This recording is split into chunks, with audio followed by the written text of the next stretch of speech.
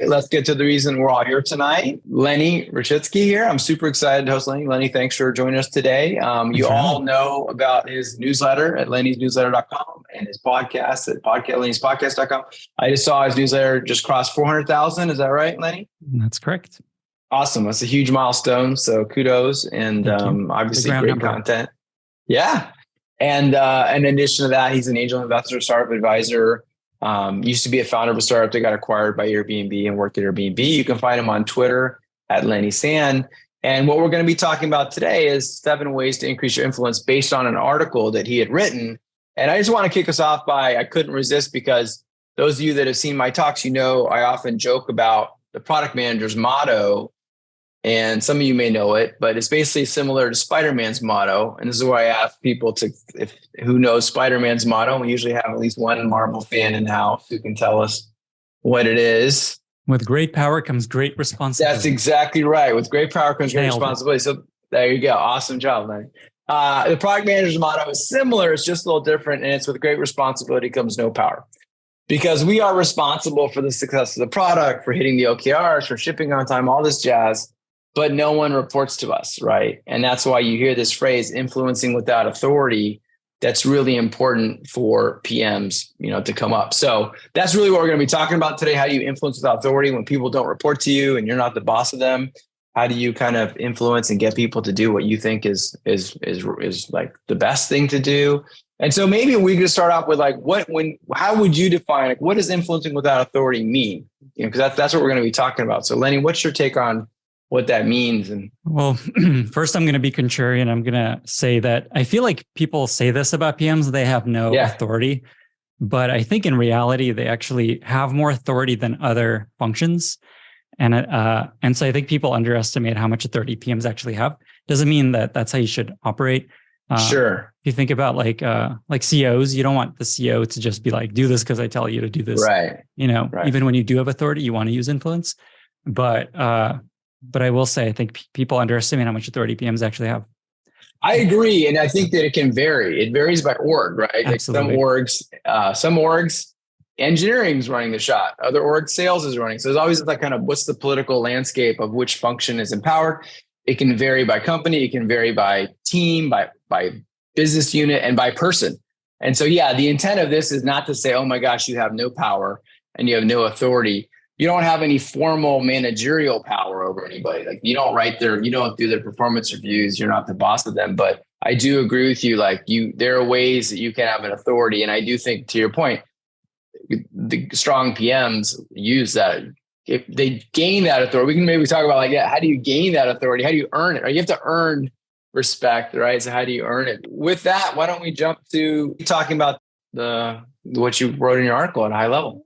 Sounds good. So we're going to be talking about influence and how to get better at influence. Influence is this very soft skill. It's a soft skill. And the way that you learn soft skills, in my experience, the best way to learn soft skills is to study people who are really good at the skill. Many of us may not have someone at the company that is really good at influence. And there's someone that we all know that is incredibly good at influencing other people. And that is Frodo Baggins. Hopefully many of you have seen Lord of the Rings or have seen one of the movies. But if you don't know Frodo Baggins, he's this kind of tiny little creature, 3 foot, something like that, has no powers of any kind. But he basically got entrusted with the most important mission in the world, to save the world, carrying this ring across all of the dangers of the world to Mount Doom. That way he did that, if you think about it, is he basically used the power of influence, and I'll talk about all the ways he did this, to get all these very opinionated, strong-willed people to do things for him and to help him out. And it turns out there's a lot of lessons to be learned about influence through the story of Frodo Baggins. So this is going to be kind of like the framework that we're going to talk about and touch on specific examples of what he did that helped him be really good influence that'll help you become better at influence. No, I think it's a great metaphor and a great analogy, because I've been a Tolkien fan for a while, and the dwarves are certainly very stubborn and obstinate, and the humans he has to deal with are pretty strong personalities and egos too. So it's a great metaphor that this small person who, again, no one reports to, he doesn't have a lot of intrinsic power, but he has to get stuff done. So that's awesome. So, okay, why don't we jump in with the beginning here? Make their goals your goals. Can you tell us about that one? So the first skill that I want to talk about for how to get better at influencing other people to do the thing you want them to do is this idea of connecting what you're trying to do with what they're trying to do. If someone believes the thing you're asking them to do is going to help them with some goal that they have, they're innately going to be more likely to do that thing. So if you think about Lord of the Rings, Frodo got a ton of badass people, like the most badass people in the world, to help him with his task, like Legolas and someone said Boromir and Aragorn and all these, and Gimli. And so how did he do that? He made it clear that his goal, what he's trying to do, he's going to risk his whole life to take this ring and destroy it. And turns out they all wanted the same thing. And as soon as they saw that his goal was the same goal as their goal, obviously they're much more likely to be like, okay, cool, we're going to help you out. We're going to, my sword, you have my sword, or you have my axe, and all that stuff. So the lesson here is think about when you're asking someone for a favor, for them to do something, to commit resources to a project you have, think about what is it that they want, and think about how do you connect what you're asking to the thing they want. And what could those things be? It could be hitting their goal, helping them move their metric. It could be making a customer they care about happy. It could be helping them with their career in some way. Like maybe it's going to help them with their performance review. Maybe they're going to be connected to a project that had a lot of impact. Maybe it's just going to make the company more efficient, make their team more efficient, something like that. So a story here is that I led this project called Superhost at Airbnb, which if you have never used Airbnb, basically identifies the best hosts on Airbnb. They get a little badge if they do certain things to reach Superhost status. And a big part of the project, it turned out, was to put a little badge in the search experience so that people could tell which hosts are Superhosts. And the project actually was a very top-down project. It was just like, we are building the Superhost thing. We believe this is good for Airbnb. There's no real goals, to be honest. And so I went to the search team. I was just like, hey, we need to add these to listings when you search to tell people which are Superhosts. And the team was just like, no, this is a terrible idea. We have this whole search ranking algorithm. It tells people, it ranks based on where we think they're most likely to be successful. This little badge is going to confuse them and send them in the wrong direction. Why would we do this? And so then what I realized is, okay, let me just make it clear that I'm on their side. And I told them basically, okay, we're gonna make sure this improves bookings and conversion. That's going to be one of our goals then, to like make sure we're going to help improve conversion, which is exactly their goal. And as soon as I said that, they immediately are like, great, amazing, thank you. Like, why would you not want someone else trying to hit a goal that you're trying to hit? And so it was just a good lesson of just like, okay, just think about what do they want? Okay, great, I will give that to them. And maybe just a takeaway here is, what I would say is just anytime you're asking someone for a favor, just like spend like 10 seconds. It's like, it's very a little time. Just like, what are they trying to do? What are their goals? And then how do I connect what I'm trying to do to their goal? And honestly, I think even just this one skill is, if you get really good at this one skill, you just become like a master influencer. If you're always framing it you're kind of in their shoes and you're framing it in a way that helps them. So that's the first skill. Yeah. And I think that's a great story. I remember from the article, I could totally be like, to see these people be like, what? That's a dumb idea. Like just because you were told to do it. Right. And I think what it taps into is another important soft skill in my mind, which is just empathy. I think good PMs have good empathy. They obviously have to have customer empathy. Like you need to put yourself in the customer's shoes and like, what does the customer care about? And you're just doing the same thing here for your engineering counterpart or your design counterpart. Like, what do they care about? What's important to them? So I do think it's a general purpose tool that helps in multiple situations to be able to be really specific, put yourself in someone else's shoes and say, what's important to them, right? What matters to them? I really like framing as empathy. I think empathy is a really good way of thinking about it. We want to use that when we talk to customers and build product, but applies just as well to other PMs on the teams that you're trying to collaborate with. Yeah.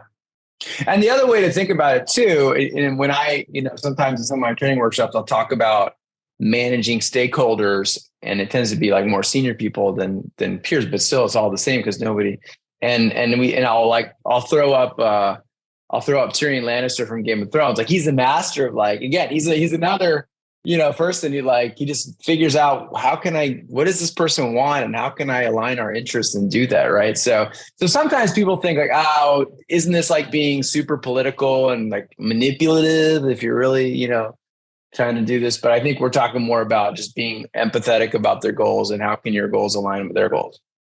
Yeah, I think manipulative is one way to, it's like a mean way of describing it. Like in a sense, you're trying to convince someone to do something maybe they didn't want to do, but I think I like the empathy perspective. Yeah, me too. I'm saying like some people you might feel like, oh my gosh, they're like, like whatever. They're like taking it too far, like they're lying or whatever. What's that other guy's name? The Whisperer. Yeah.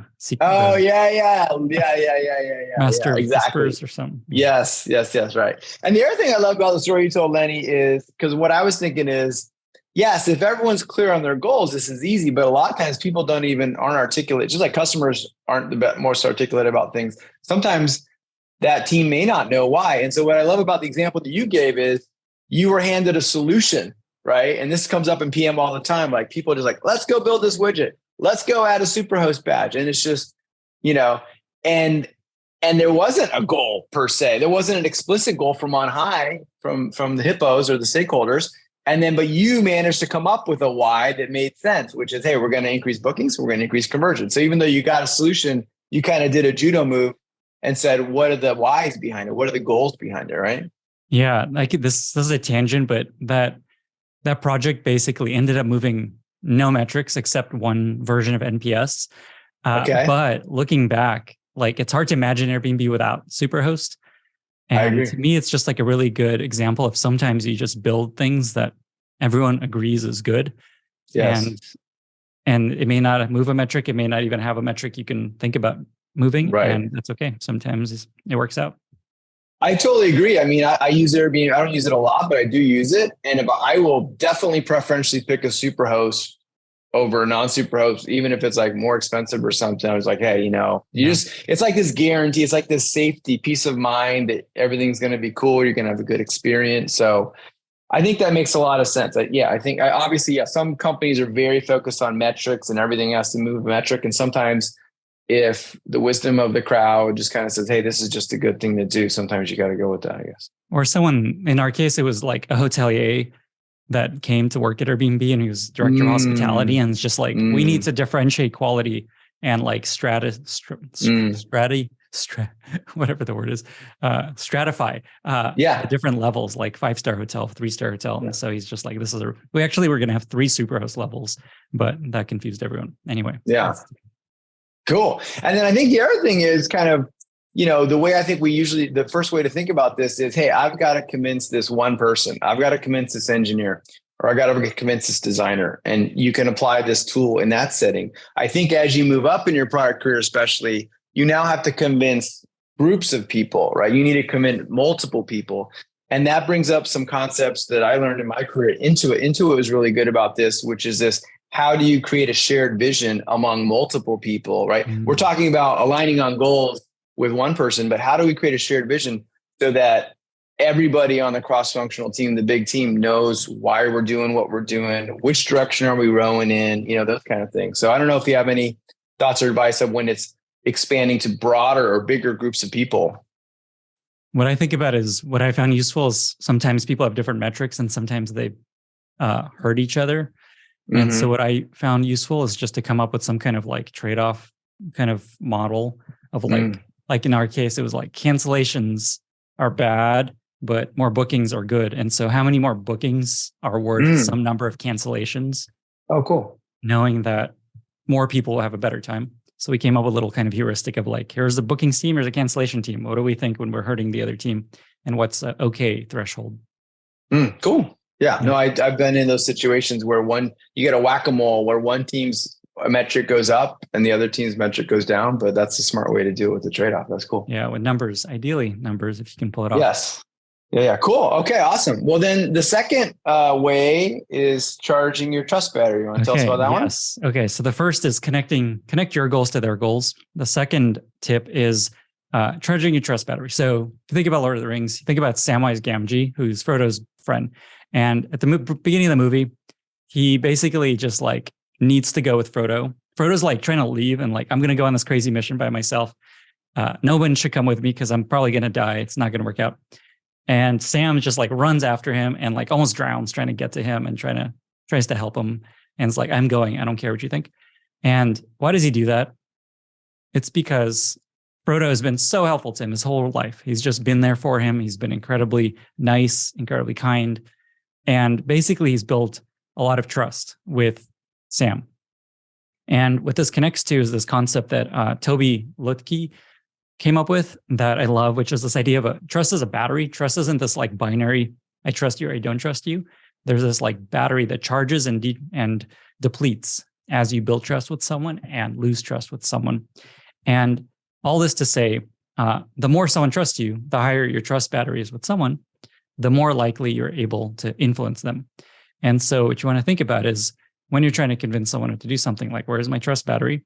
Oftentimes it's too late. You're not going to really convince them. It's almost a hindrance. So what you want to think about is, who do I need to build my trust battery with? And then how do I do that? So how do you build trust with people? You do things that you say you're going to do. You follow up on things that you promise you can do. You listen to them, make them feel like you care about their opinion. You take their opinion into account. You help them out. You like find ways to help that person when there's nothing, in return you're getting. You maybe point out contributions they made of just like, hey, Jane did this really awesome thing, and just celebrate her.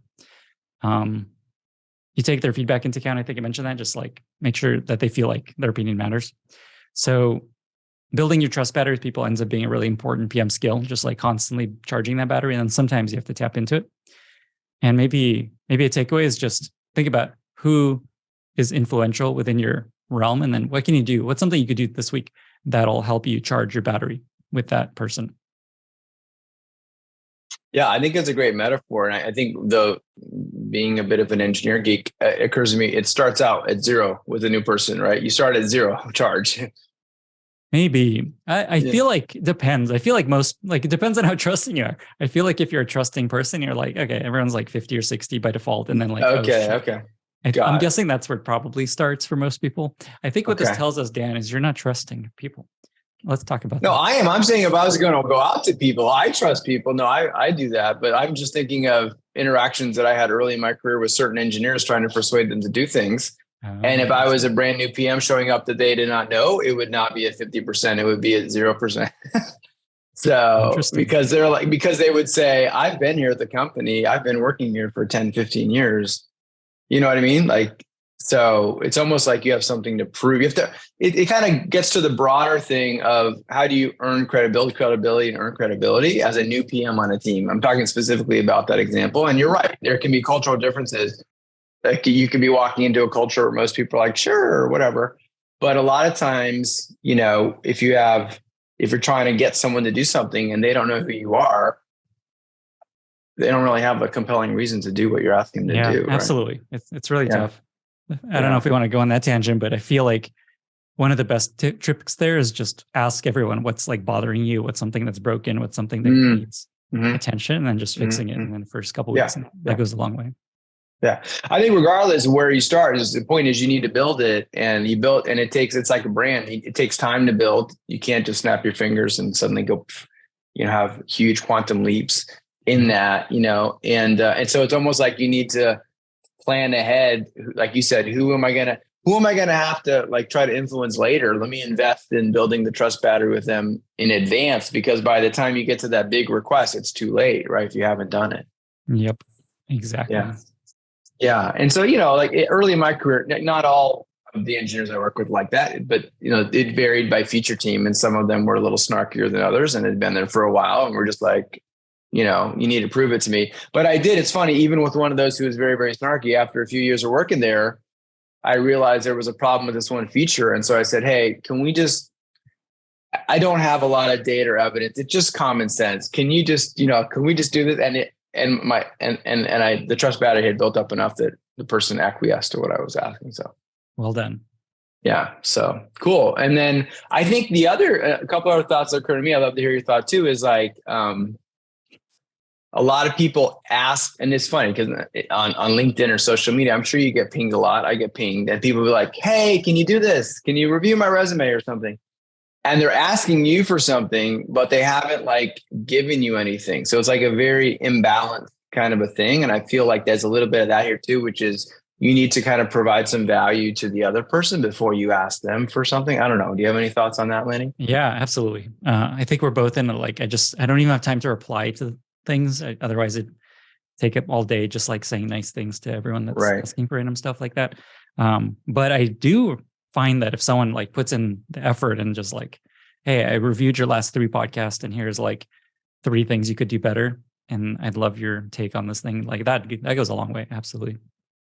Yeah, exactly. If you can tell that the person is thoughtful about it or something, that makes sense. But you get these cold requests. And I think the other thing that comes to mind here is to pick your battles, right? To not fall on your sword over every little feature decision or design decision and just be like, okay, how big a deal is this or not? Do I really want to, is this what I want to use my trust battery on or not? Absolutely.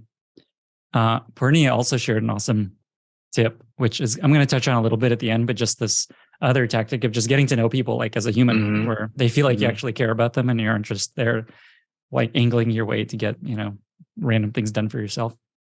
Yeah. Great one. Also love Adam's quote from Sam Wise. Very, very inspiring.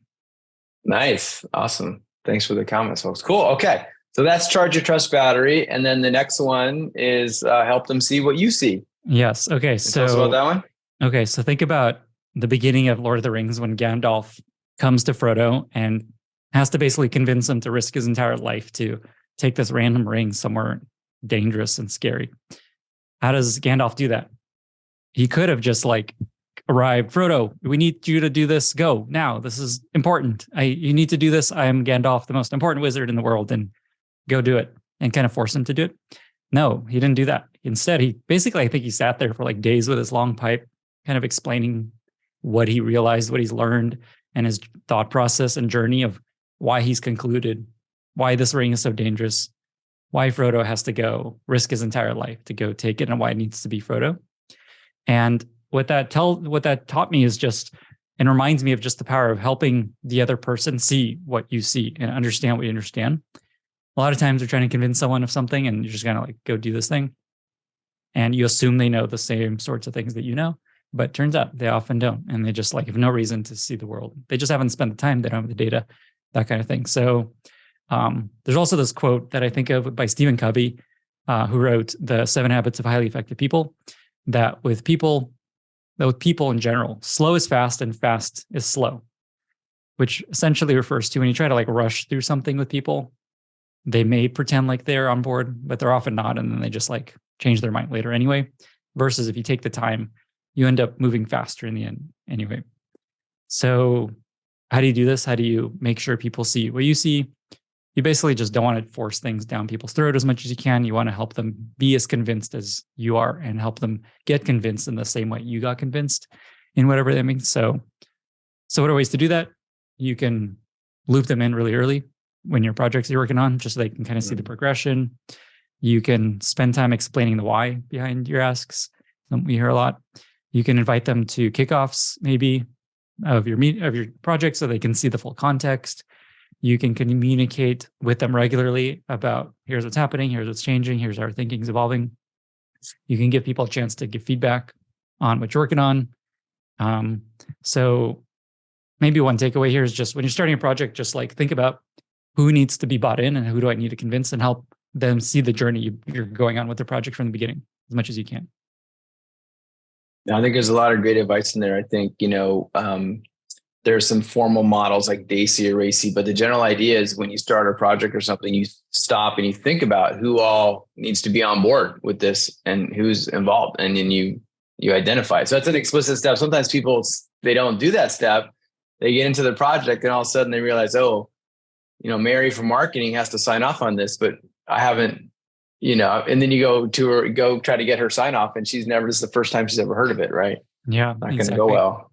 Yeah, exactly. And Bernie has a good question of just some people may not be able to see or care about the urgency you have behind what you're working on. And I think so often what works there is just like make it known that this is the timeline you're working with. Like usually people care and they're like, oh shoot, okay, I see. Okay, well, let's think about it. Like hopefully they care that you are kind of in this bind, and sharing that often is really powerful just so they know. Depends on how often you do that to them and how much they think it matters and all that kind of stuff. But usually just like the humanity of it helps there. And then I would think about, I think that's a different tactic. It's not like I guess it's like see what they, make sure they see what you see, which is this is very urgent. Here's the problem. But also the more you can help them see why that is a big deal, like what happens if we don't hit that deadline, like what impact does it have on the company? In theory, they care, about the broader situation, not just the specific project they're working on. Yeah. Yeah. And I like what you said too about looping people in early, and the slow is fast and fast is slow. I know as PMs, we're all super busy. And so you may have like wanted to loop that key engineer in earlier in the process, but you were just too busy, and then you do it later. And it's just, then they don't feel like you have to rebuild. It's almost like a lot of times you have to restart from scratch. If there's some key engineer, key designer you didn't loop in the beginning, Yep. They're like, how did you get to these conclusions? Like, what's going on? And you just have to go back to square one and rebuild it with them sometimes. Absolutely. And sometimes what I find helpful there is just tell them, okay, shoot, I should have looped you in at the beginning. I didn't know you were going to work on this project. Right. I'm really sorry. Let's just spend like an hour talking through why we got to where we are. I think that's an awesome way to recover from that situation versus acting like, oh, we just got to get this done. That's cool. And then it's interesting what the thing about what you were saying is, we're all moving so fast, and the products that we're working on are so complex, and it takes such a collection of different functional groups to build these complex products that it's natural that people wouldn't naturally come to the same conclusions or be aligned, right? And earlier in my career, I thought about like, why is it that like smart, well-intended people come to different conclusions, right? It's like no one's being an a-hole. No one's being obstinate or difficult. They're all smart. They're well-intended. We're aligned on our goals. Why are they reaching different conclusions? And there was some training that we got into it. And one of the frameworks that they shared that was super cool, I don't know if you've heard it, is like a ladder of inference, where it kind of breaks down, like you were saying, like, well, maybe you have access to some data that I don't. I'm prioritizing this feature high because I know we did a survey and we did a competitive analysis, and you just aren't familiar with that. So, without that data. So you kind of work your way through, like, what data are you going off of? What data am I going off of? What assumptions are you making? What kind of factors are you taking into account? What criteria, what weighting? It's a way to kind of unpeel, why do we have in a non-accusatory way, like, why are we having a difference of opinion here? Kind of more scientific way. I like that. I wonder what the steps in that sequence are, but I like that a lot. And then Kartik, I think, shared that basically the same kind of idea of just like walk the person through your reasoning and just see where they diverge in their conclusion. And this is going to touch on something I'll share later, but yeah, that's really powerful usually. Sounds good. So someone's saying on the trust thing, it could be harder if you can't see the person in person and you've got to do it remotely. Any suggestions or tips on that? Fortunately / unfortunately, I've never been a PM during COVID or post-COVID. So I was always in person, and it's very hard to build. There's so many like micro interactions you make as a PM, just like walking around, saying hi, just checking in. I honestly don't know how to do that in a remote world. I feel like other folks probably have much better insight having done that, but it's tough. I feel like the job got tougher in a remote world. Definitely. Yeah, no, I think you're right. Just walking around these micro interactions, as you said. The one thing I would say is I think people fall into the trap. And I know we have tons of meetings as PMs, we're like double booked, triple booked. But some people in my experience that I interact with, they fall into the trap of going to the meetings that are scheduled and not saying, you know what, Lenny's a key engineer I work with. I just haven't talked to him in a while. Let me just like set up like a 15-minute touch base or something. I don't know. Like people, meetings kind of get on autopilot, and they tend to be these big group meetings, and people don't say, hey, time out. I need to just have some quality. That's the one thing I've seen is just making some quality time when you need to. I don't know. But I know we're all busy, but just when you need to. Absolutely. And I think his question or her question of just like, how do you build trust in your environment? Like, it's all the same stuff I talked about, just like the trust battery stuff, like follow through on things you promise you will do, help them out when they need help. like the same, like I think there's like the micro stuff that's harder where it's just like naturally not going to build trust, but mostly the things that build trust are still the bigger things that build trust that I talked about. Yeah, no, I think just saying what you'll honoring your commitments, following through on your commitments is like one of the top things you can do. Like, I'll get you that by Friday. We'll get them it by Friday. And then that you just earn some trust points on your battery, right? Mm-hmm. And then Adam has some ideas on the social side about like, it's tough because if it's virtual, you can kind of have virtual coffee. You can't have real coffee, but the virtual escape room, that's what's that? No one's like, I want to sit in a Zoom for coffee instead of like, I'll go home. I'll rather we'll go to the park. But the virtual escape room, that's a cool idea. It's like, cool. So you can do a do some social. I was trying to think of like, how do you get the equivalent of the Friday happy hour or something like that? So that's cool. Cool. All right. Cool. And then great. So let's help them see what you see. And then the next one, number 4, is show success. Can you tell us about that one? Yeah. Okay. So if you think about who influences you, I imagine one of the things that you look for is just like, are they like right often? Are they like successful? Do I have a reason to trust what they're asking me to do? And when I thought about this, I actually found Amazon, one of their 14 principles of Amazon. One of them is be right a lot, which makes sense. Like, to be successful, you should be right a lot. It's like very meritocracy oriented. And I think it's also why senior PMs and people further in the career get things done more efficiently, as people have seen them be successful and they have a track record. So the more success you can show, the more your influence will grow. In the case of Frodo, if you think about it, like, why did everyone keep following him across all this death and destruction and pain and suffering? It's because he kept making progress and he kept showing success. People kept seeing, oh, shoot, he's doing it. He's getting there. He's getting to the Mount of Doom. And if he wasn't, people abandoned him and he'd be all alone. So the reason people kept following him was he was showing success. So how do you do that for yourself? Basically, you want to hit goals consistently, not just like, hey, I hit a goal, everyone's going to trust me now.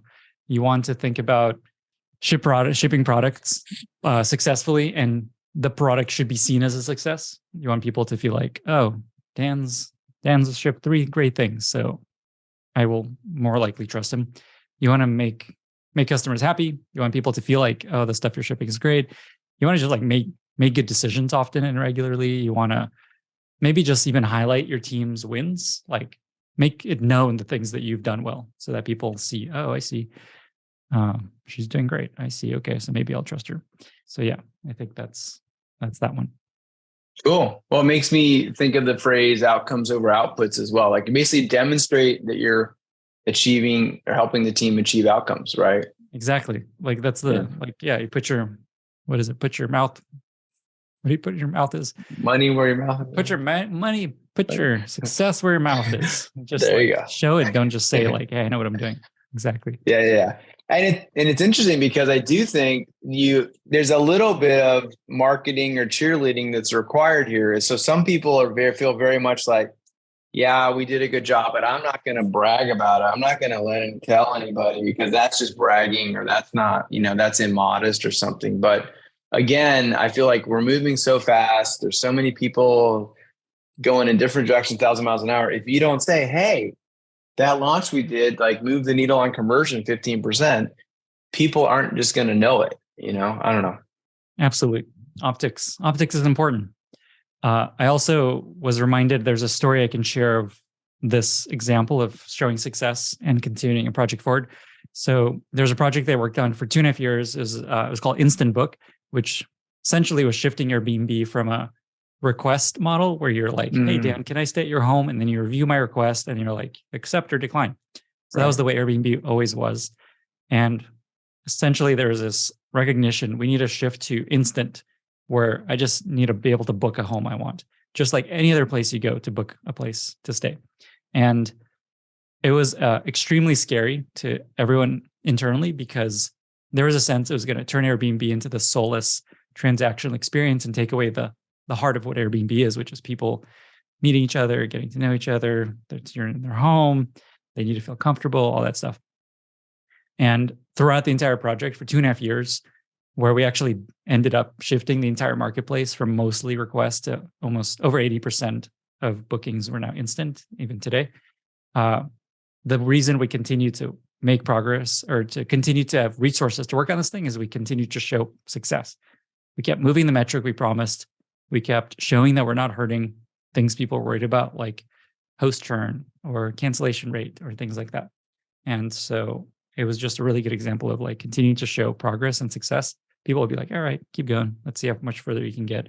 There's also like, okay, they'll probably fail. So let's just keep going for a little longer and give them a little bit of a space to hang themselves. And oftentimes it works out. That's awesome. Yeah, no, I totally forgot. You're right. Back in the early days, you couldn't just book it. You would request and you have to wait and see if they got back to you. And sometimes they might decline you for whatever reason, right? I mean, mostly ignore you. They don't even know like what's going on. They're like, what is this request? I don't know what's happening here. Yeah. So that's interesting because it just, the customer experience is way better if you can get certainty that I'm booking you want that certainty that you booked the room. That's awesome. Infinitely better. And what's cool is it used to be like book by default was a request, and then instant book was the button you see when you could book it instantly. And now it's the default is like book is instant, and then it's weird when it's not. They kind of basically flip right. Yeah, it makes the host look like they're high maintenance if they have to do the requesting, and then people are going to be like, "Well, I want to get the thing I know I can book right now." This is an incentive, right? So that's interesting. Yep. Cool. That's awesome. All right, cool. And then number 5 is bring evidence. Can you tell us about that one? So let me just summarize the 4 so far. I have it on the side here. So yes, these are like ways to increase your influence, how to be more influential. 1 is make their goals your goals. 2 is charge your trust battery with someone. 3 is help them see what you see and kind of bring them along the journey with you. 4 is show success, and they're more likely to trust you and go with what you want. And the 5th is basically bringing evidence. A lot of times you think someone's disagreeing with you because there's like a personal issue or they don't trust you or something like that. But really, it's just like you don't have a convincing case. Why would they go with what you're suggesting? And oftentimes, influencing other people, and I think Adam shared this, is just like showing them the data. Just like, here's what I see. Here's why this funnel is broken here. And here's the metrics we've broken down. And here's where they bounce. And here's what benchmarks are for this part of the funnel. And so we think we're missing a big opportunity here. And so oftentimes it's just like bring the data kind of thing. And then in terms of what's like, maybe it's like what you're talking about, Dan, like the sequence of the ladder of types of data.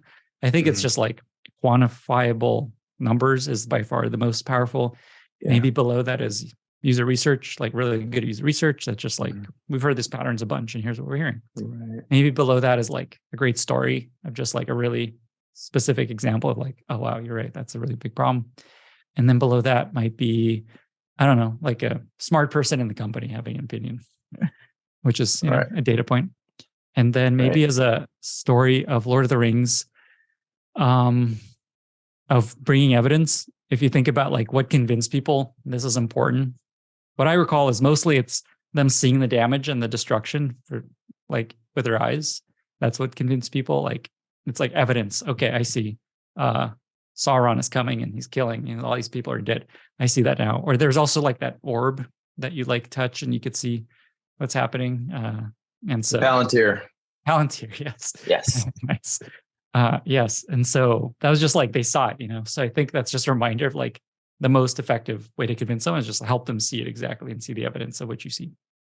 Yeah. No, I think it's funny. There's that funny quote, in God we trust, all others bring data, right? So it's kind of like, that's what I was getting back to before too. In general, a lot of people are skeptical. If you just come up with a claim, hey, I think we should do this because it'll be great. There's no data there at all. It's just your opinion, right? And that's the other thing a lot of you hear people say is, hey, if all we have is opinions, I'm going to go with my own. Like the senior stakeholder is going to, they're the one on the hook for the OKR. So they're going to go with theirs, right? So, and I think another thing I like to say here too is just show, don't tell. Like the power of, you touched on that, the power of showing somebody something instead of telling them. It's like firsthand versus second. It's like in a court of law, like hearsay. Like I heard someone say something versus actually seeing it. And the example I always think of is I saw this early in my career is if only I went to the usability session and then I came back and I talked to the engineers and said, oh yeah, we tested it with 5 users. They had a really hard time getting through this one screen. they would take that with a grain of salt because they didn't see it. And so the next round, I made sure they came and they saw it. And then it was like, it's not just, is that Dan's interpretation? Is he spinning the facts to kind of do what he wants? You know what I mean? So I think that firsthand data, like show don't tell, is the most powerful. And I like the way you categorize the different things, but firsthand quantitative data. But anyway, that firsthand data versus this, the secondhand data is more powerful. I don't know. Yeah, I'm actually so I had jury duty last week, and I'm writing a post on what jury duty taught me about product management, and that's one of the elements is just the power of evidence. Like in the case, there's like such a clear circumstantial case, but there's just no real evidence of this happening, and so we had to acquit the guy. And there's a lot of hidden lessons, turns out, from jury duty. Okay, how long did you have to do it? So is a week. Okay. I got called up, but I was on, but I didn't get called in. So that's what I imagined was going to happen. Like, what are the chances? I was like juror number 1. I was like the first guy there, and I had no problems. Okay. Sure. All right. There you go. Nice. Okay, cool. All right, great. So then let's see what people say. Oh, someone's saying, someone was a jury foreman. Wow. Okay. Oh, that's Jim's Bark. You got the Jim Barksdale quote. If we have data, let's look at data. If we all have opinions, let's go with mine. Exactly. Yeah. Cool. Adam's great on the quotes. I know. Quote machine. All right. Cool. And then the 6th one is leverage authority. If you can tell us about that one. Yeah. So Frodo's this like random guy, and why did anyone trust Frodo at all? What made you have any reason to go and follow this little guy? Is because Gandalf came and he's like, this is my man. He's the answer to all of our problems, and he's the one that has to go take this ring to Mount Doom. And essentially, that was just authority of Gandalf telling everyone this is who we need to believe. And so this is something you don't really want to rely on too often, because the more you rely on the CEO tells me to do this, and that's why we're doing this, the more your authority wanes. You just become this middle person, and people start to like, oh, okay, he's just like doing what the CEO tells. But sometimes it's effective and necessary. And so it's just like this thing I say you have in the back of your back pocket of sometimes you're going to tap into the authority card. And it doesn't have to be the CEO. It could be like, basically it's like how many people with influence are backing your perspective. Can you get like your team leads on board? Can you get couple of senior people on board? Exactly. Can you get execs and things like that? So it's like, who can you bring on your side that's like, okay, I see. There's a lot of smart people with authority behind this thing. And that helps convince people in a big way. That reminds me of a product I worked on early in my career at Intuit, where I'd been there for a while, and it was my job to come up with the product strategy for this new product. And I did. And I realized that if I wanted to get the engineers to buy into it, like I had to get the architect bought in. Like there was one, like, Alpha, he was a super cool guy, super smart. The reason he was the Alpha coder is because he was like wicked smart. And so I took the time to meet with him. And then once I got his buy-in, then it was like everybody else kind of fell into line. So I think there you go. That's awesome. That's like a really good insight of just like, you don't need everyone's authority. You just need one person everyone's going to trust.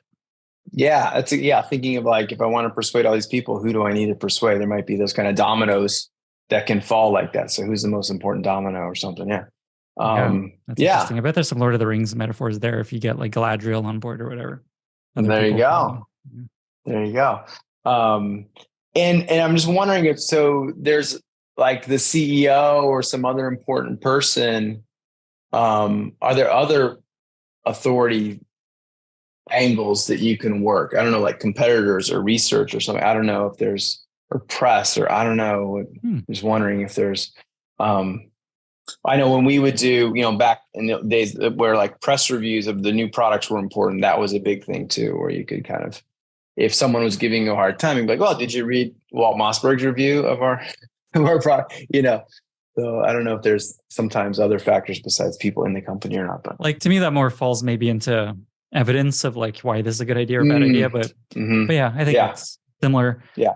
And then S had a good question. S period, a good question in the chat of, there's like the flip side of pushing back on authority of like, no, I don't believe this is a good idea. It's its own skill. I don't know. I don't even know where to take that one, but it's a really good and important skill of learning how to push back. I guess I'll share one tip there that I always come back to is something I learned from one of my managers, this idea of prioritize and communicate. And essentially the idea there is when someone asks you to do something, you can either just prioritize it not at the top and never communicate it to your manager and they'll be pissed. Like it's 2 by 2 basically. If you prioritize an ask and don't tell them what you did and where you prioritized it, that causes a problem. If you just communicate, no, I can't do this, and you don't think about where it's prioritizing, that's a problem. The ideal is you look at your to-dos, take their ask, you put it where you think it belongs, and then you tell your manager, here's where I put it in my priority list. What do you think? Do you think it should go higher? Do you think I should push off these other things that I have on top? Or is this good? And I find that helps them see what the trade-offs are, gives them something actionable to do. And so that's an effective way of just pushing back of like, here's what it's going to do. And here's exactly where it fits in my priority list. Yeah, I think I remember my career too, as a stakeholder. Like if you were just like, feel like there's no way you can do this, like they don't want to hear, no, we can't do it. They want to hear like, how could we do it? And to your point is just the trade-offs. Like we can do anything we want. We could throw out the roadmap and work on this shiny object feature that you want. And it's your job to say, if we were going to do it, here's what we'd have to do. And here are the trade-offs.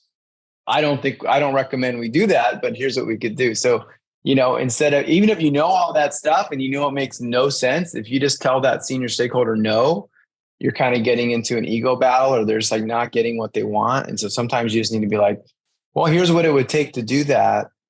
Or here's all, to your point, here's the other features we'd have to bump in order to do that.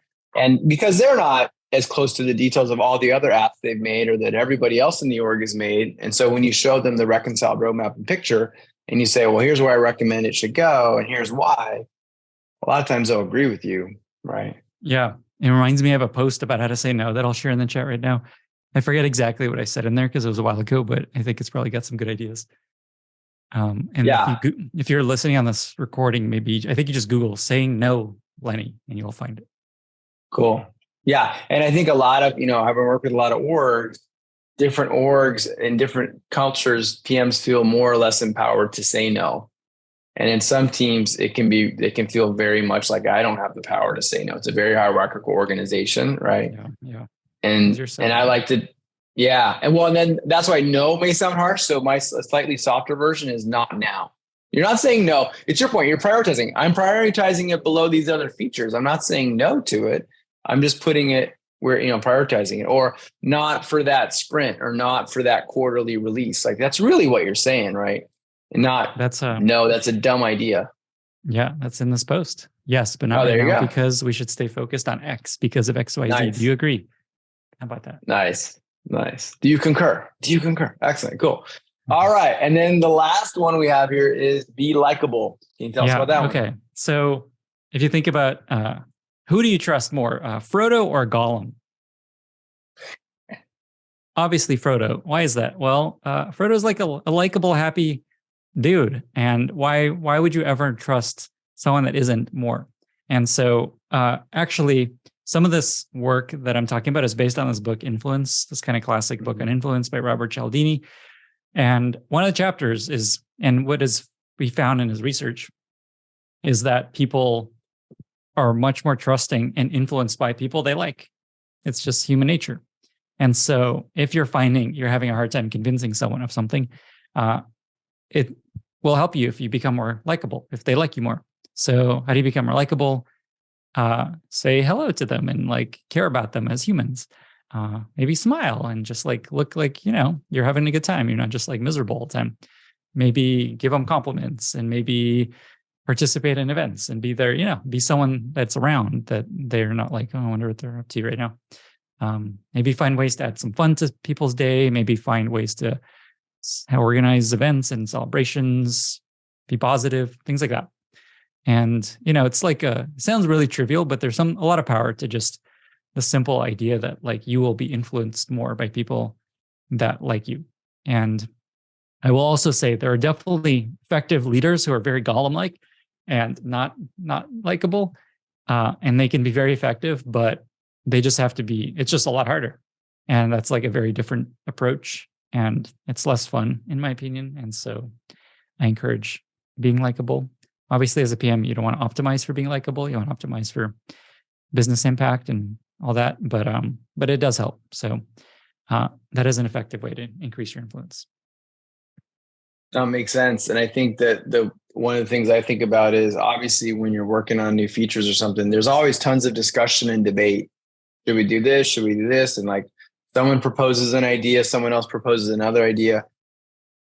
Something to be mindful of is like, how much are you debating and disagreeing and things like that? And does it really matter? It goes back to the pick your battles thing. If someone's like, I think we should make the drop down blue, and someone's like, I think we should make it green, you may have an opinion about green or blue, but if you don't feel really strongly about it, like that's how I felt in this jury. It was we're not unanimous at the beginning, and then one guy's like, this trial doesn't matter that much, guys. This is not a big deal. Let's just like not overthink it. We're like, okay, great, not guilty. It's all good. There you go. Nice. Yeah. I learned a really cool trick from a really talented designer I work with. So we would be going over his mock-ups and we would be like, well, we could do it this way. We could do it this way. He would propose a design. I would come up with an alternative idea. And then he had this great thing that took it out of this binary. Like I'm advocating for A, you're advocating for B. We have a difference of opinion. It was like, on any of those things, it'd be like, how strongly do you feel about it? And it would use 5 fingers. Like, is that like a 5 out of 5 you feel strongly, or is it like a 1 out of 5? So you could quantify your degree of conviction. Yeah. And so it solved so many things because we'd be arguing, oh, it should be blue. No, it should be green. How much do you care? Oh, that's just a 1, whatever. You just move on. I like that a lot. So, I tried that with my wife, actually, and that did not go well. She's like 5. She's like, I don't just no. Let's just do it. Let's just do this. It's like, how important is this to you? Have you leveraged authority with her, Lenny? Not great. Not great. I'm looking at your 7 things. Be likable. Be likable. Which one am I? There you go. Be likable. Yeah. Yeah. But in general, there's going to be all these discussions. And I just think of certain people that they're always debating. They're always in there, even if they don't care about it, they're always like fighting, and it just makes them less likable sometimes if they're yeah. And Purni shared a really good point that people will not like you. That's normal. And there's actually a really good podcast episode with Ken Norton where he talked about his like evolution as a product leader, realizing he shouldn't focus on being liked and instead focus on what needs to be done, because long term, if you're right, people will like you and respect you a lot. And so you have to kind of sacrifice that short term, everyone needs to like me feeling, which it's hard for me. I want everyone to like me. But sometimes it doesn't work out. Yeah. So it's very true. Not everyone's going to like you. No, I think that's a good point. Yeah. Ken's awesome. We've had him on here too. And I think it's a good point. If you solve for likability, you run the risk of like under optimizing delivering results. So it's more like it's a secondary factor, something to keep in mind is going to help you be more effective, right? Exactly. Yeah. Cool. Okay. Well, there you go, Adam. Cool. Yeah. Obviously a lot of people like you. That's great. Cool. Okay, cool. So I think we got through all 7. Any other parting thoughts before we open up to Q&A? Yeah. I think if people want to like dig into this, if you just Google increase influence Lenny, you'll find it on the internet. Sounds great. That's how I find my own post. I just add my name to the end of a topic idea. Google's really good at that. Good hack. Okay, Bernie has a question. Hello. Oh, thanks. Hey, everybody. Lenny, I have a question here. On the bringing evidence part, right? When you're like really testing new waters and you're like still formulating the idea, you still don't have data to back it up yet, but you're somehow convinced that this is the way to go, right? Like how would you, what are other ways to bring people along, rally people together to help them see what you see, right? When you really don't have evidence, but how do you still influence them? So like what I would do as much as you can is whatever convinced you of that, ideally you can help walk through that same journey you went on. Doesn't mean they'll also believe what you see, but there's something that convinced you and there's something there that often that should convince someone else. So that's one. Another of just like evidence could mean many things. Data is one type of evidence. Another thing that works, just like very off the top of my head, is there like a model of this working somewhere else as like a, comparison? Like we think adding a wizard in the sign-up flow is a good idea. And then like, oh, look at all these other companies that do that. And they're probably really smart. So is there a comparison you can draw of just like other people do it this way? And that's probably true. User research, obviously, we talked about that. Is there some sort of research you have done or can do that shows? Is there an example you're thinking of in this moment as you're asking this question to make it even more concrete? Actually, no. This Great. It's actually coming from your podcast, by the way. So I would hate to repeat myself here. It was about, I was listening to Madhavan Ramanujam's episode on your podcast on like the pricing, right? Pricing, yeah. Monetizing innovation. And then there was one where he's like, hey, just because you're trying to apply a strategy for pricing and you're like struggling with how do you price this, right? And he was giving like really good examples of, hey, look at a parallel industry where it may have worked and see if you can gather data from there to make your case, right? So I was like actually thinking about it, but in trying to, not sound fake, I'm like, hey, I listened to this in podcast. He said this, which is why you should all try what I'm saying, right?